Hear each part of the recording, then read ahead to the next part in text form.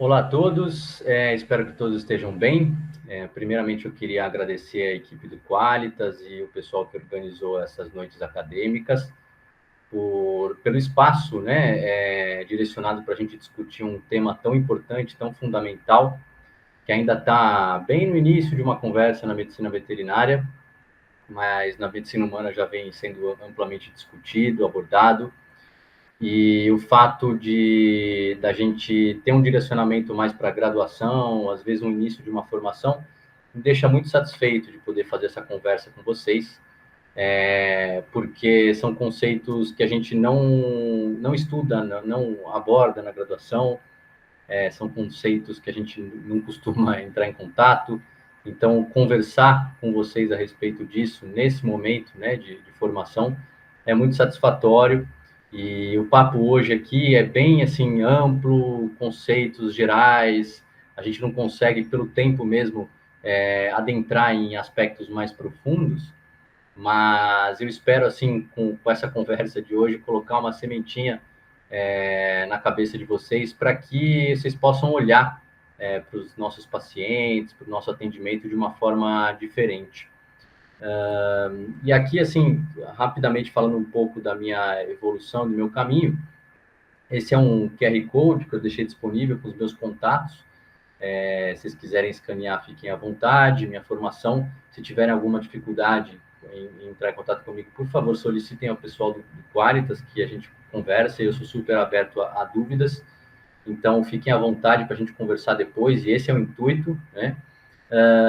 E aí, assim, minha formação é muito tecnicista, pragmática. Eu venho de uma formação com anestesiologia, eu fiz residência e pós-graduação e venho atuando nessa área desde sempre, né, prestando serviço de anestesia.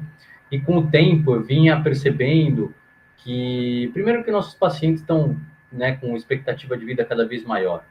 E, assim, percebi uma lacuna, um gap, assim, de dificuldade dos nossos colegas a despeito desses pacientes, né? Existia sempre no final de vida, uma limitação terapêutica, uma demanda emocional das famílias, dos tutores e os colegas. Eu percebia que eles não tinham muito caminho, não tinham muita orientação para conduzir esses pacientes.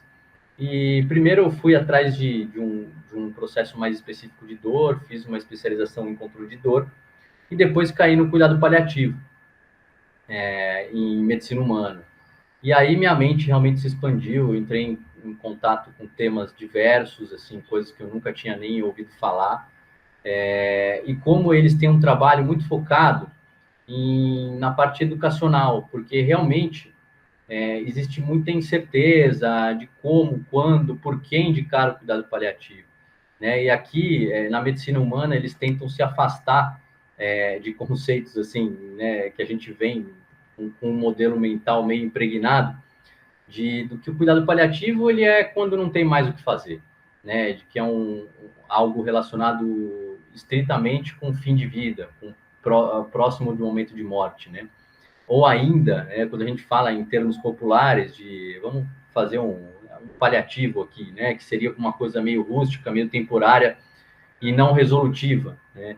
Então eles tentam se afastar desses conceitos e tentar, pedagogicamente falando, instituir esses conceitos para que a gente possa entender o caminho e de como isso é impactante na vida das famílias e dos nossos pacientes. E falar isso para vocês que talvez estejam na graduação ou em início de formação é ainda mais satisfatório por conta disso, por essa parte pedagógica e educacional, da gente orientá-los.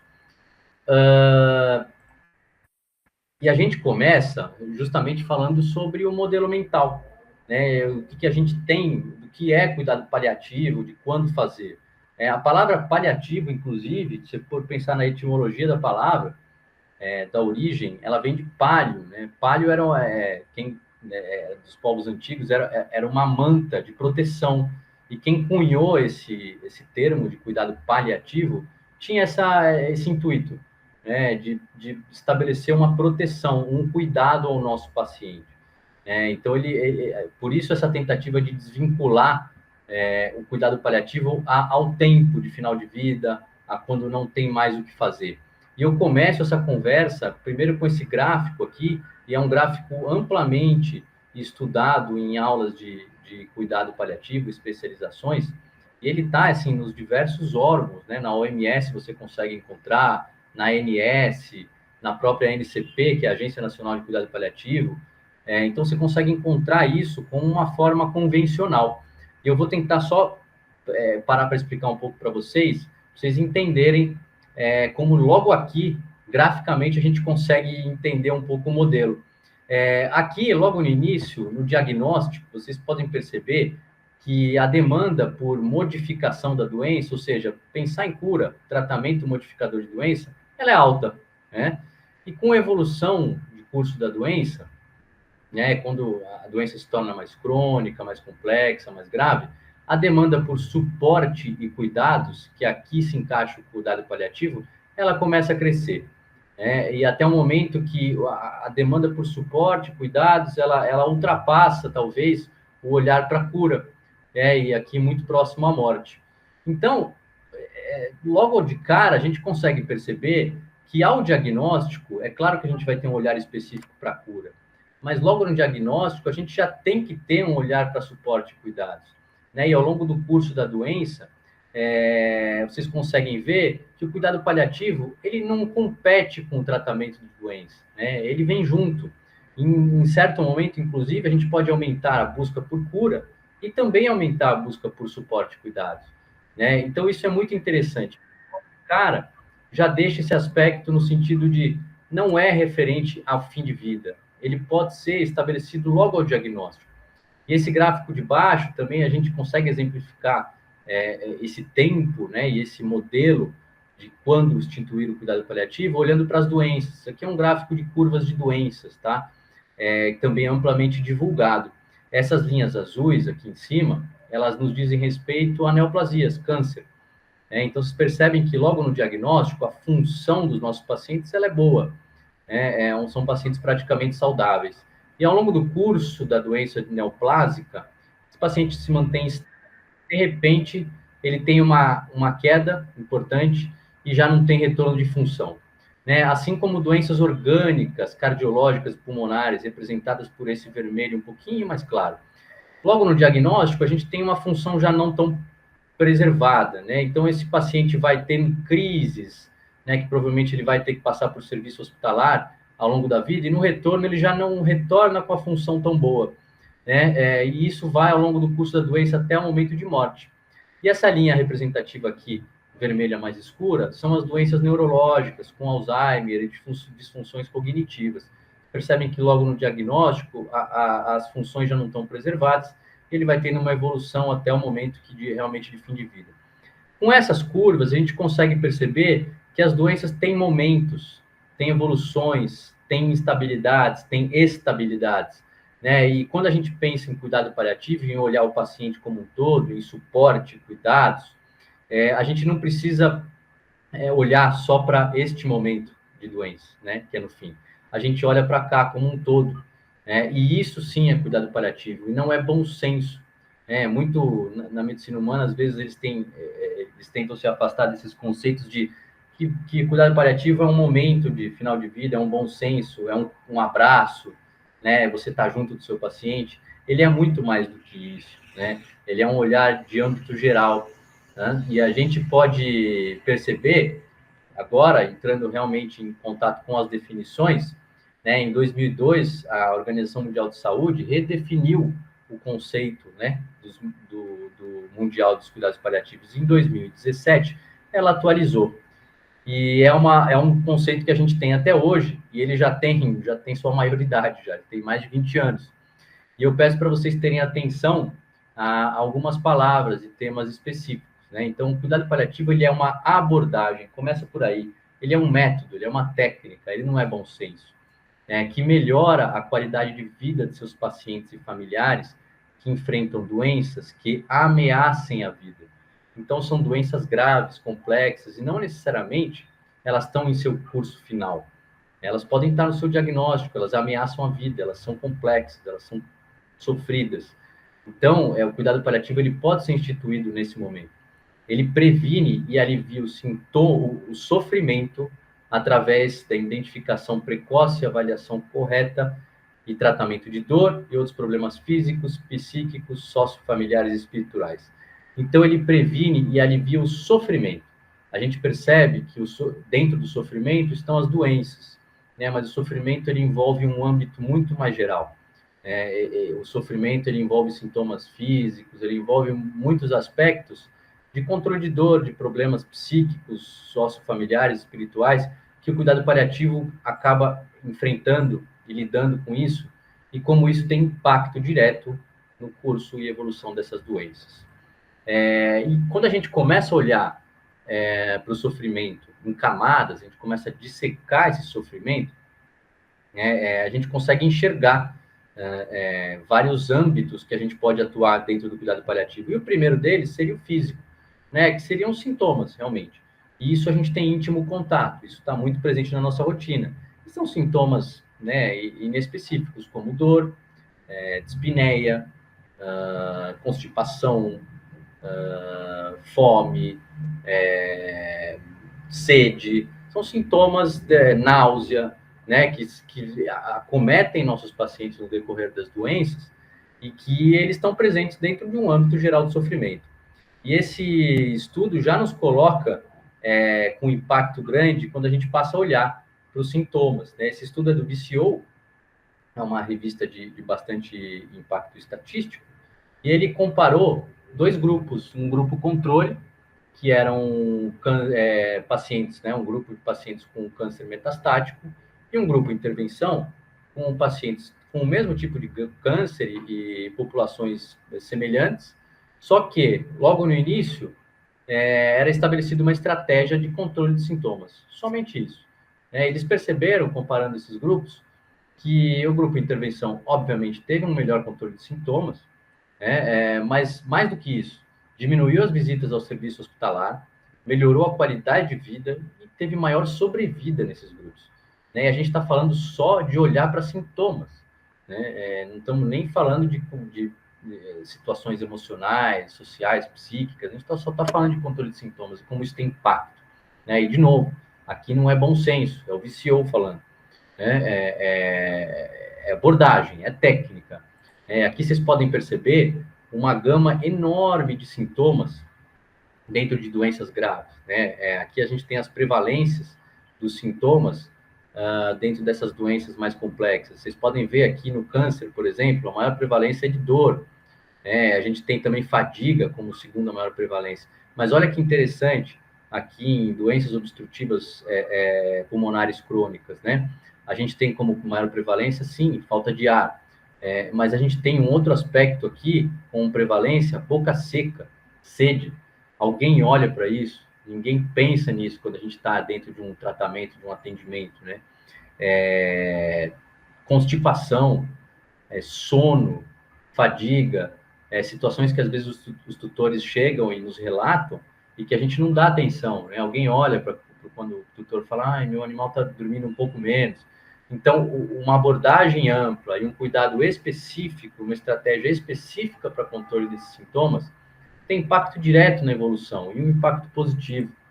E outra forma, outra camada que a gente pode olhar para esse sofrimento daquele que a gente estava dissecando, é um sofrimento emocional, sofrimento psíquico, né? E as famílias, diante de um diagnóstico ruim, uma notícia ruim, elas têm medo, elas chegam com ansiedade, elas chegam sem saber, incertas sobre o futuro, né? Sem saber o que vai acontecer, o que elas vão ter que enfrentar. E o que cuida de medo, né? O que dá segurança para o medo? Basicamente, planejamento. Quando a gente tem um plano, uma estratégia, a gente se sente mais confiante para seguir à frente. A gente olha para os riscos com mais controle. Essa foto não está aqui por acaso. Quando a gente vai fazer um percurso difícil, sei lá, fazer uma trilha, fazer uma viagem num lugar bem inóspito, a gente não vai para esse lugar com bom senso, né? Alguém chegando, dando um tapinha nas nossas costas, falando, não, vai dar tudo certo, fica tranquilo. Não, a gente vai com o quê? Com planejamento. A gente olha, vamos ver se tem GPS, se as barracas estão boas, se tem ponto de parada, se a comida é suficiente, a gente se planeja. né? E planejamento cuida de risco, de medo. A gente olhar para isso faz com que as famílias tenham segurança em seguir aquele protocolo, aquele tratamento.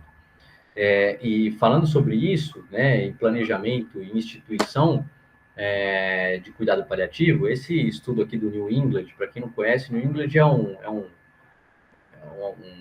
jornal de papers na medicina com impacto tremendo, né? E esse trabalho foi um marco aí no cuidado paliativo, né? Ele, acho que, se não me engano, ele é de 2010, e ele comparou dois grupos também. O grupo controle, ele era composto de uma população com câncer pulmonar metastático, que ia para quimioterapia convencional, e no grupo intervenção é a mesma população, o mesmo tipo de câncer, que também ia para quimioterapia convencional, mas ao mesmo tempo era acompanhado logo no diagnóstico por uma equipe de cuidado paliativo. O que eles perceberam nesse processo, né? Que o grupo intervenção ele teve menor índice de quimioterapias ao longo do curso da doença, menor visitas, consequentemente, ao serviço hospitalar, teve maior qualidade de vida, né? Teve uma percepção melhor sobre o fim de vida e teve maior sobrevida desses pacientes. Aí você fala, uou, um negócio fantástico isso na medicina veterinária. Não, isso aqui é basicamente um olhar específico com abordagem e técnica para o paciente e para as famílias como um todo. Um olhar para o paciente como um todo, amplo, não somente olhando para a cura, para o câncer nesse caso. E um braço desse estudo, eles viram que a instituição antecipada do cuidado paliativo melhorou o coping desses pacientes e famílias. O coping é um termo em inglês que aqui a tradução para o português ele pode ser enfrentamento, né?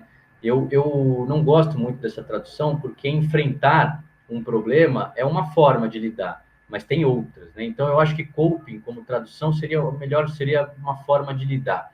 Então eles pegaram os mesmos grupos que a gente falou anteriormente e o grupo intervenção, que teve o acompanhamento com cuidado paliativo, ele teve um coping mais positivo ou adaptativo. Ou seja, as famílias e pacientes tiveram menor índice de ansiedade, menor índice de depressão, tiveram maior aceitação aos protocolos de tratamento. Então, você percebe que não é só no âmbito do físico, é um âmbito emocional. O cuidado paliativo, quando ele é instituído de forma antecipada, ele tem impacto, né? Ele exerce função nesse curso de doença. E uma das formas da gente alterar o coping desses pacientes dentro de uma doença grave é conversando sobre luto. E luto aqui não é só vinculado à morte.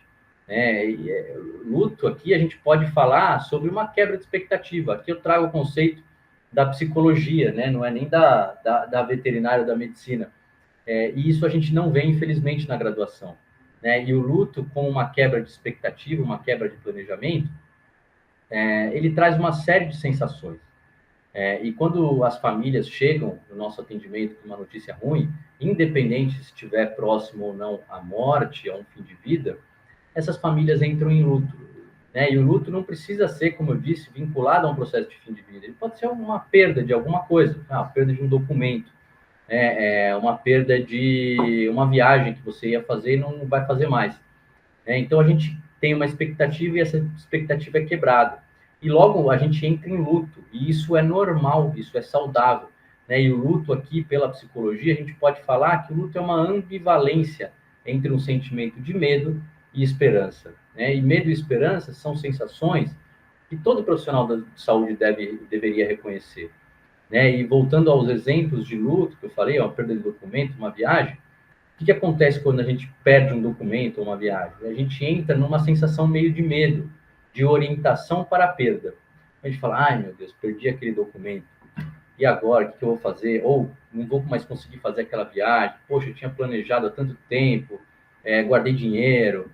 E logo, o que a gente faz? A gente migra, a gente oscila para um restabelecimento, para esperança. A gente fala, mas o documento eu tiro qualquer hora, vou no cartório, tiro uma cópia, é simples.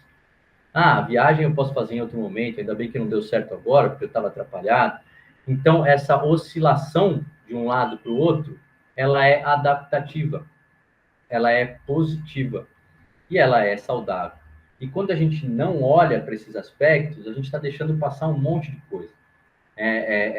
Quando a gente não faz com que as famílias, dentro de um atendimento, percebam, né, as sensações que elas mesmas têm, a gente direciona esses pacientes e famílias para um lado complicado dessa doença.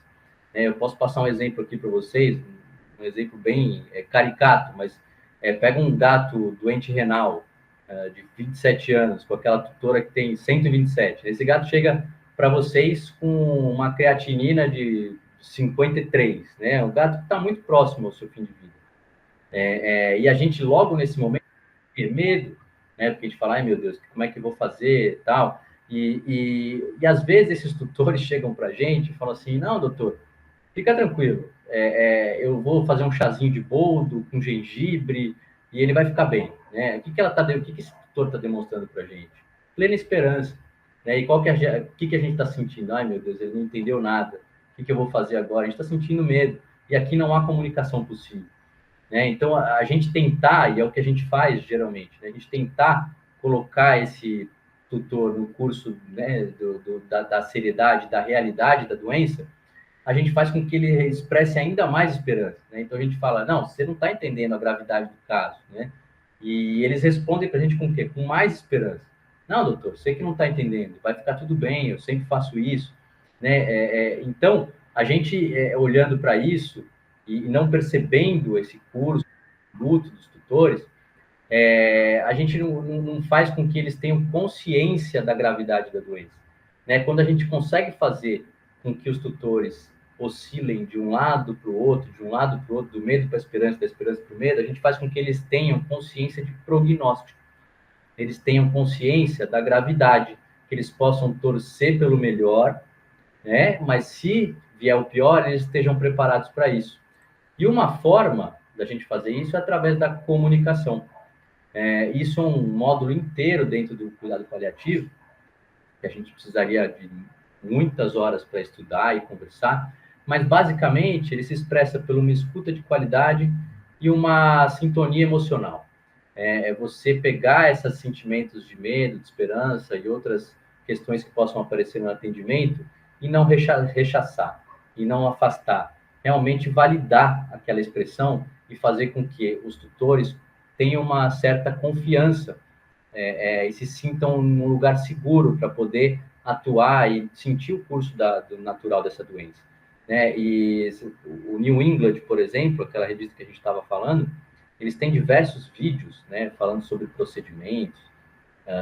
Então você tem lá tutoriais de passagem de catéter Swan-Ganz, punção de arterial femoral, intubação orotraqueal. Eles têm vários tutoriais de vídeos. Eles têm um vídeo de como conversar com famílias em situações de notícias difíceis, né? Então, isso é técnica, isso pode ser estudado, isso pode ser treinado, né? Isso tem impacto direto, né, na nossa relação médico-paciente, médico-família. E outra camada que a gente pode pensar daquele sofrimento anteriormente visto, aqui é o sofrimento espiritual. E aqui eu não estou falando de religião, de futebol, de bruxa, de gnomo, não estou falando nada disso, estou falando de que é sagrado para cada um, do que é importante para uma família, de quais situações são essenciais para eles durante uma doença difícil, né, do que eles não abrem mão, do que eles podem colocar dentro de uma rotina que melhore, de uma forma geral, a percepção dessa doença, que reduzem ansiedade, depressão, né? Então, eu lembro sempre de um caso, a gente tinha duas famílias que a gente acompanhava, era um maltês de uma casa e o vizinho era um gato persa, né? E eles, a vida inteira, um ia na casa do outro, o outro ia na casa do um, e eles brincavam entre si, né? E esse maltês foi diagnosticado em algum momento com uma neoplasia complexa em região de quadril, ele parou de se movimentar, teve diversas situações complicadas. E as famílias vieram com uma demanda se eles podiam levar esse gato persa até o maltês para um último momento de tranquilidade e felicidade entre eles, né? E o que eles perceberam, eles levaram o gato para lá, e em uma semana, esse maltês, o que aconteceu? Ele voltou a comer, ele teve melhor resultado com o tratamento preconizado pelos veterinários. Ele teve claramente no semblante uma melhora significativa de disposição, ele teve mais energia para conduzir o seu dia, as rotinas dele do dia, ele passou a se fazer uma autolimpeza. Então, gente, aquela brincadeira, aquele contato com os animais era sagrado para aquelas famílias. Né? E essas famílias tiveram uma percepção de fim de vida muito melhor do que se tivessem colocado esse maltese, talvez, no serviço hospitalar e longe dessas famílias. Né? E a gente tem, como profissional de saúde, obrigação de olhar para isso. E uma forma da gente reunir, traçar um mapa de tudo isso, de uma tomada de decisão nos casos de doença grave, esse aqui é uma metodologia de um paliativista super famoso, um cara fantástico, e esse é o tema da livre docência dele. E ele estabeleceu um plano para nos ajudar e nos guiar nesses momentos, né, de diagnóstico ruim. Então, primeiro, com o primeiro passo, ele fala para a gente olhar para quê? Para a doença. Olhar exclusivamente para a doença. E estabelecer um prognóstico preciso. Né? Ou seja, que fase que nós estamos desse contexto? Aqueles gráficos lá atrás que eu passei para vocês. Né? Em que fase da doença? A gente está numa fase mais crônica? A gente está numa crise? A gente está num processo final? Qual que é o prognóstico desse paciente? Né? São dias, semanas, meses ou até horas. Depois, no próximo passo, a gente vai olhar realmente para a família, para o animal, e quais são os valores, o que é importante para aquele contexto familiar. E aqui aquela parte do que é sagrado para cada um é super importante, né? Do que eles querem com aquele tratamento, qual é o objetivo, né? Como um terceiro ponto, a gente vai olhar para o lado, para os colegas, para a equipe veterinária. Não adianta a gente construir um consenso com aqueles tutores, com aquelas famílias, deixar tudo acertado, planejado, com estratégia, se esse paciente ou essas famílias vão depois num especialista, num oncologista, num cardiologista, e tudo que a gente colocou é quebrado naquele momento, né? O oncologista direciona para outro segmento. Então, a gente tem que alinhar, estabelecer consenso do que é aceitável de tratamento, do que não é aceitável, do que é inapropriado, do que é fútil naquele momento. A gente está com a equipe toda ajustada e assim, integrada, auxilia a gente no processo de tomada de decisão. E como quarto ponto, aí sim, a gente vai conversar com as famílias. E aqui, a gente não vai passar para eles um leque de tratamentos e ver qual que eles querem. Tratamento, biologia, é a gente que sabe, né? Nós estudamos para isso. Essa parte é exclusivamente, essencialmente técnica. A gente tem formação para isso, não são os familiares. Então, a gente não tem que disponibilizar tratamento para os familiares. O que a gente tem que fazer é estabelecer um objetivo com cuidado. O que a gente quer com aqueles tratamentos. A gente tem vários tipos de condutas. E, de acordo com cada conduta, a gente traça um objetivo. O que a gente quer com isso? O que a gente quer com aquilo? A gente tem que ter plano A, plano B, plano C e plano até Z. É um objetivo de cuidado compartilhado. E para exemplificar tudo isso, a gente pode colocar isso num gráfico. Aqui o PPS é uma escala muito usada aqui no cuidado paliativo, e também, assim, por falta de tempo, a gente fala disso num outro evento. O PPS de 100% são pacientes saudáveis, né? E quando chega a 0%, pacientes muito próximos à morte.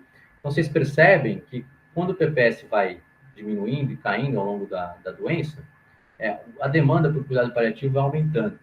Né? E aí, olhando para os objetivos de cuidado que a gente falou anteriormente, o que a gente pode estar aqui é no momento inicial da doença.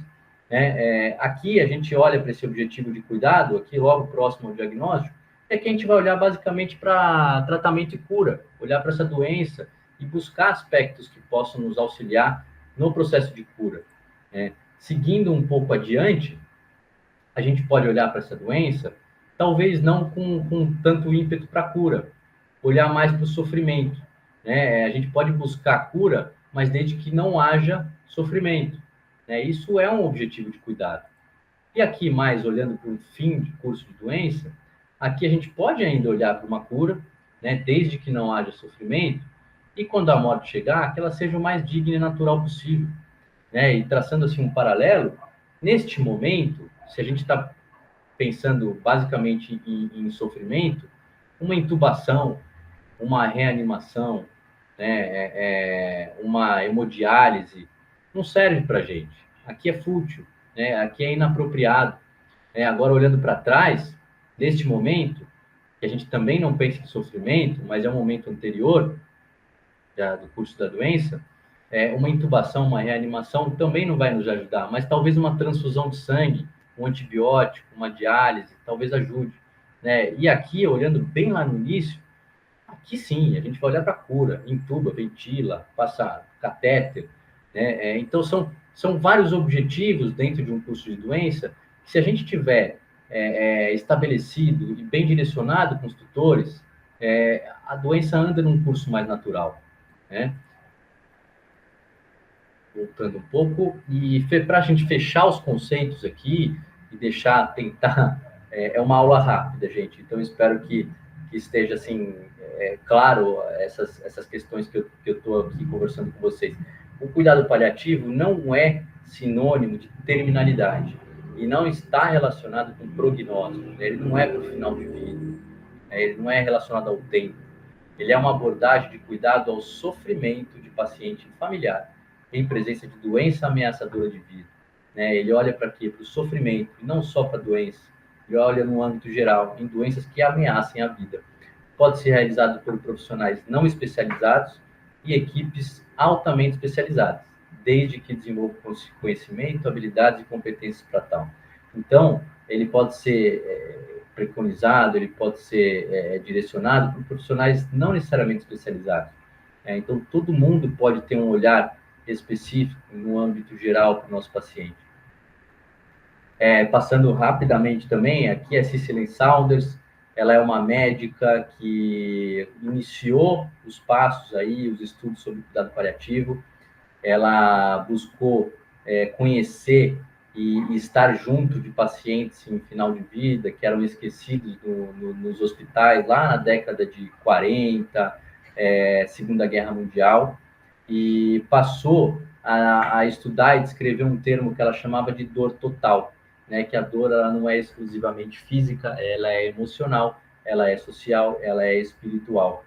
E é muito semelhante ao que a gente estava conversando sobre sofrimento.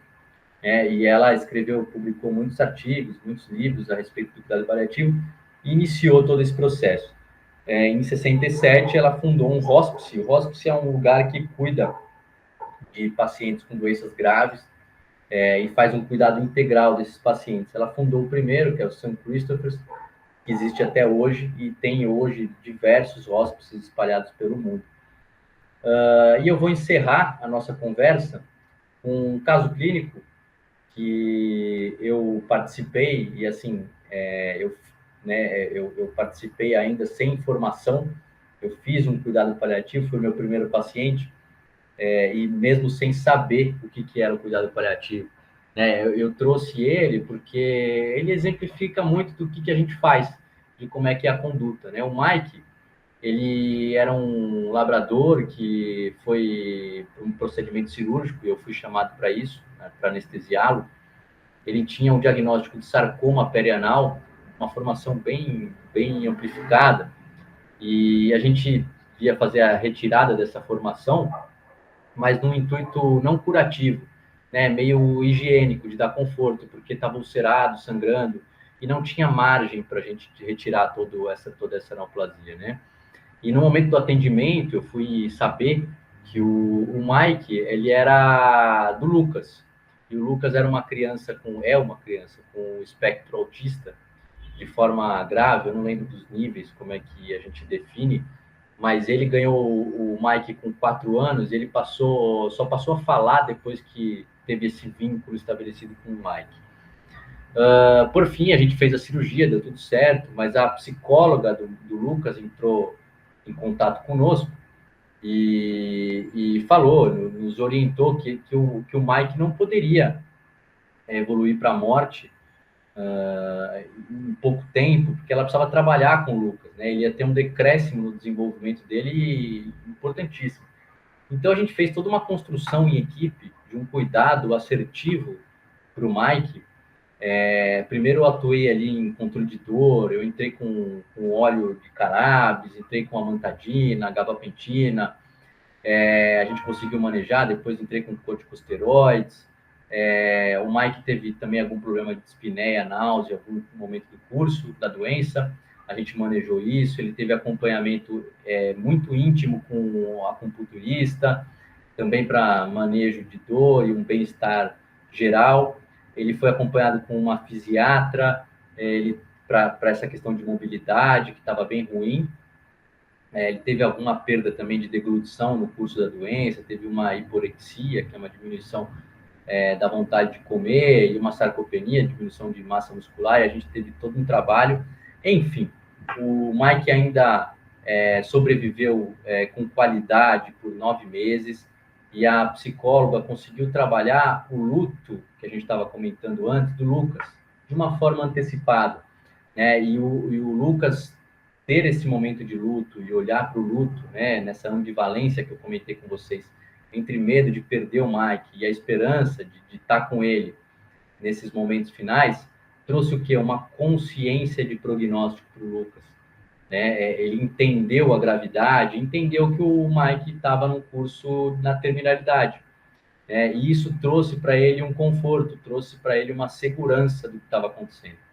E no momento que o Mike se foi, ele foi em casa de uma forma natural. Acabou que o Lucas não teve nenhum decréscimo e ficou super bem. Né? Claro, no momento de tristeza agudo pela perda, mas permaneceu bem com o seu desenvolvimento. Então a gente percebe que o cuidado paliativo ele traz talvez um olhar para um cuidado, um olhar de proteção para as famílias, para os pacientes, de uma forma geral. E isso não é bom senso, isso que eu queria comentar com vocês, isso é técnica, isso tem impacto, e não sou eu que estou falando, é a medicina humana, são as revistas de referência. Então, espero que tenha sido proveitoso para vocês. De novo, se tiverem alguma dúvida, quiserem conversar, eu estou super à disposição, adoro falar sobre o tema e tenho interesse em, pedagogicamente, instruir as pessoas de quando, de como, de porquê estabelecer um cuidado paliativo. Obrigado a todos, a equipe do Qualitas, a todos que estão me ouvindo.